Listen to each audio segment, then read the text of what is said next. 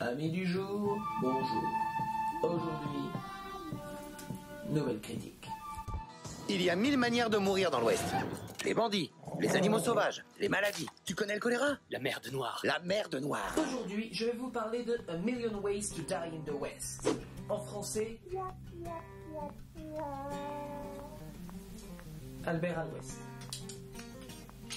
Bienvenue dans notre charmant village. C'est quoi le problème à la foire? Tous les ans, il y a des morts. Comment ça? On ne bouge plus.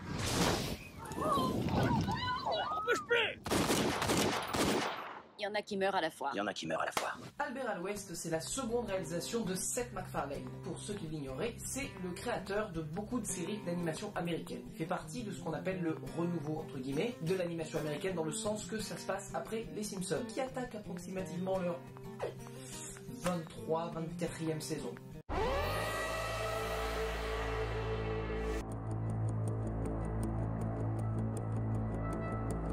N'agissez pas seul.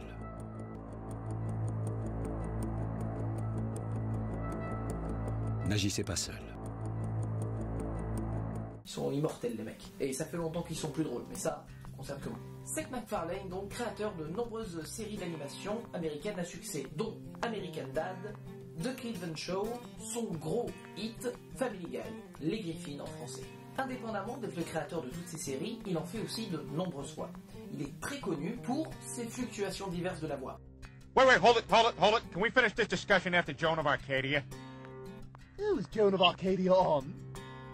Par exemple, dans Family Guy, Les Griffins, il interprète la voix du personnage principal, Peter Griffin, celle du chien, Brian Griffin, celle de Stewie, et beaucoup d'autres personnages. Vous voyez ce que je veux dire.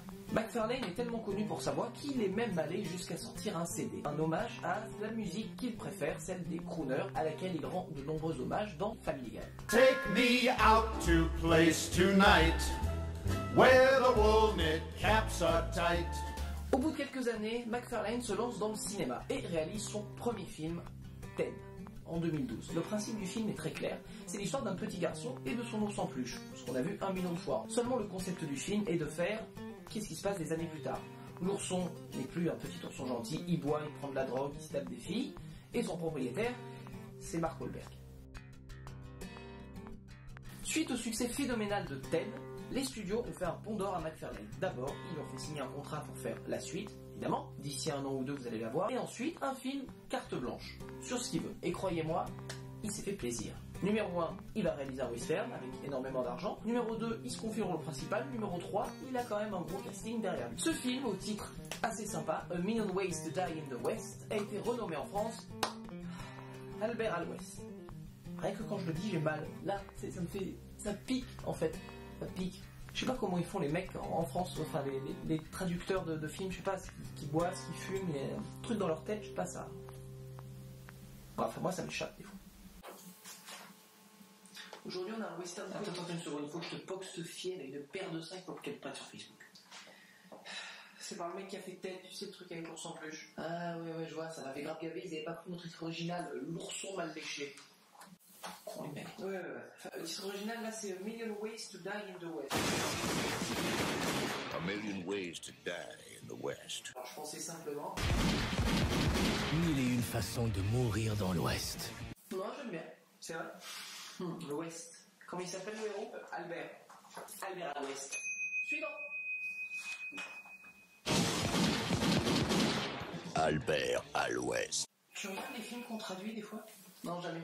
Je veux pas que ça m'influence. J'aimerais que nous fassions 1 minute de silence pour tous ces titres originaux tombés au champ d'honneur de la traduction française. Pour...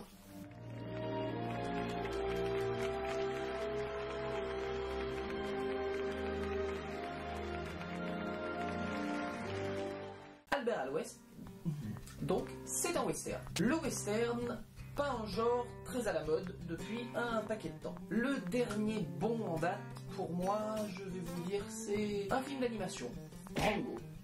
Rango, avec la voix de Johnny Depp, réalisé par Gore Verbinski, le réalisateur de Pirates des Caraïbes, est un très bon western. Pas seulement pour les enfants, en plus. Il y a des passages quand même pas très tout public. Alors oui, vous vous dites, waouh, western, il nous parle d'un film d'animation avec un lézard. C'est parce que, en fait, je vous avoue que... C'est clair, j'ai peur de me retrouver tout seul. Je vais y arriver à mes fins, ça c'est sûr. J'aime pas les westerns. Je sais. Albert a une petite vie paisible, il a une fiancée, des amis, son métier, tout va bien. Sa fiancée le largue, c'est là où commence le film, et débarque dans la ville Charlize Theron, qui est la femme de Liam Neeson. Liam Neeson, toujours sorti du mode Taken et compagnie, je suis le nouveau Charles Bronson.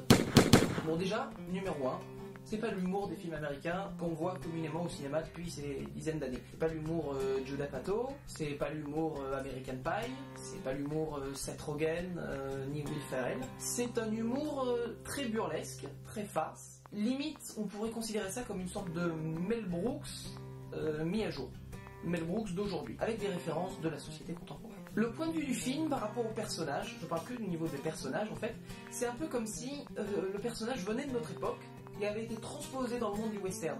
C'est-à-dire qu'il a un point de vue du monde dans lequel il vit totalement contemporain. Il y a une grande tirade qu'on voit un petit peu dans la bande-annonce où il énumère en fait toutes les raisons qu'il a de mourir dans l'Ouest. Ce point de vue est assez intéressant parce qu'il y a cette sorte de moquerie entre guillemets de l'époque à laquelle ils vivent, de tout ce qui peut leur arriver, sans évidemment dire que comparé à maintenant ou quoi que ce soit. C'est assez bien tourné. En résumé, on peut dire que c'est un humour purement générationnel, un humour contemporain transposé dans l'univers du Far West. Bon, après la structure du film est très simple, héros, filles, méchants, blablabla. Il y a beaucoup de personnages secondaires avec des acteurs relativement connus comme Neil Patrick Harris de How I Met Your Mother, Sarah Silverman, la comique américaine, Giovanni Risibi, que vous avez vu dans Friends, et des guests surprises dont je ne parlerai pas, mais que je peux vous montrer un extrait parce qu'ils avaient déjà fait la pub à la télé.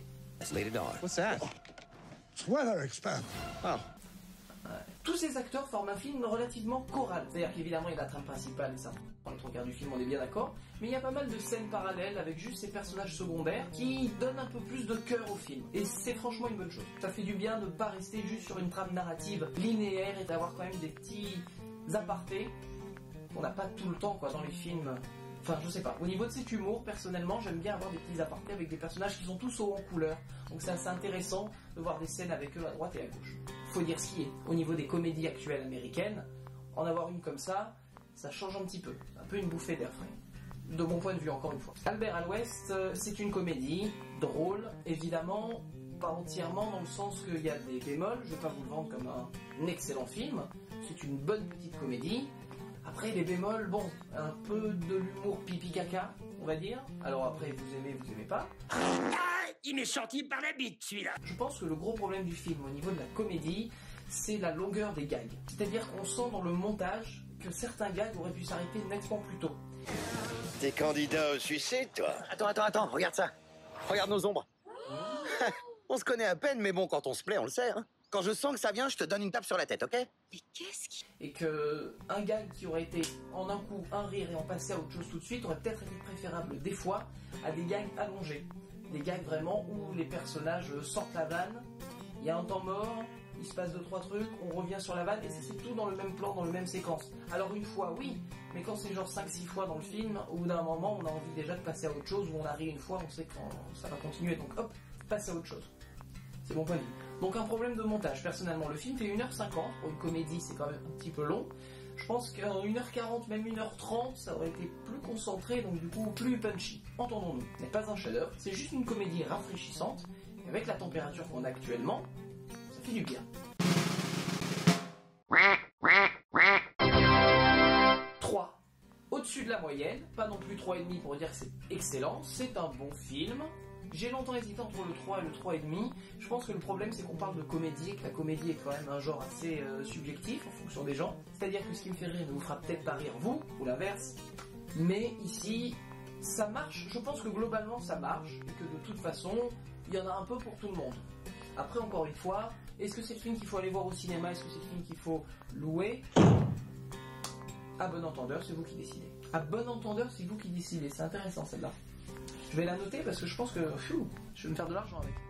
Voilà, c'est tout pour aujourd'hui. Je vous donne comme d'habitude mes liens, la page Facebook, la page Tumblr, le YouTube. On va faire ça à chaque fois. Merci.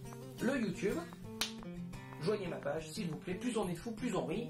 J'espère vous retrouver prochainement pour une nouvelle critique. Et encore une fois, une version améliorée. J'y travaille. Bon, c'est pas tout ça. Je vais